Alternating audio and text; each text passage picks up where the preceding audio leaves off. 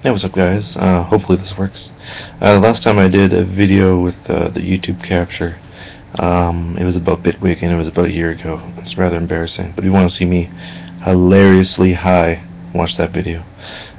So I was about to go off to the music shop to look at some stuff and maybe get something, and I wanted to bring up abstraction and the fact that, some people say use your ears, and you really shouldn't be using just your ears. You hear that. It's like, how do I make my track sound good? It's like, oh, just use your ears. But your ears are not too good at a lot of things. Your ears can't do high levels of abstraction, which is kind of needed in mixing music. And by abstraction, I mean taking sounds, subjective sounds created in your brain, and putting them in their own little space in your mind's eye to be able to mix them. You hear this all the time from mixing engineers and guys like this. They say, oh, that bass is really round.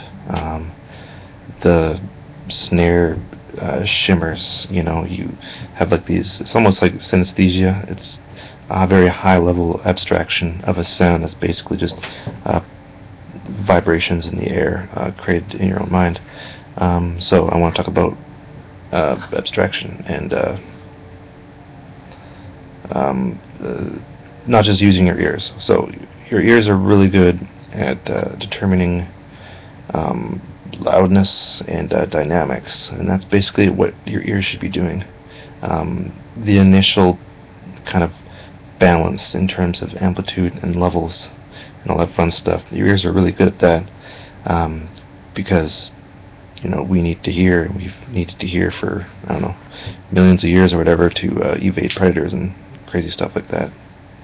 So let our ears do that. Our mind, certain parts of our mind, like our vision, is great at putting things in spaces. And you do this when you hear anyway. If you hear a sound, like in your house, it can be, some sort of disturbance. You can immediately, oh, that's in the kitchen. That's happening elsewhere. Our mind is really good, and it does that without even thinking. So I think the goal in maintaining a good mix is, putting things in a subjective kind of space. And you can do that however you want, really.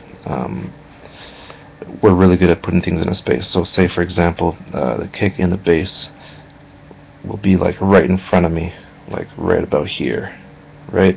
It's a very thin line, and that's where the bass and the kick is, right? And when I want to achieve like a balance, for example, in the stereo image, I'll picture it like above my whole mixing position. And you can practice this. You can mono something and then unmono something to kind of prime your mind into putting it in a space, sort of thing.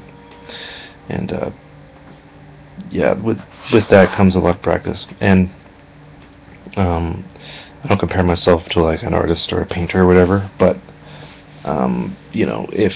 if you ask any painters about to paint something, what do? They don't say, oh, I just use my eyes and just put paint down. It's like, no, they say if they're painting a building, they put the building in their mind's eye, and they put it like in an abstractive kind of universe that's only in their own head, and then they put it down somehow magically. And yeah, hopefully this video had a point. But I have to go soon, so I can't necessarily do this on my big PC.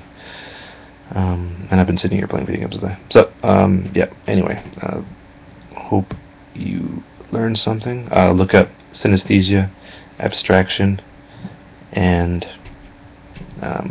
yeah, don't just mix with your ears. Mix with your ears, but use your ears for what your ears are good at. But then use your kind of spatial awareness part of your brain to put things in a space, which it's already primed to do through years of evolution and us being hunted and running from lions and stuff. Alright, this has been about 5 minutes. Hopefully you learned stuff. Alright, take care.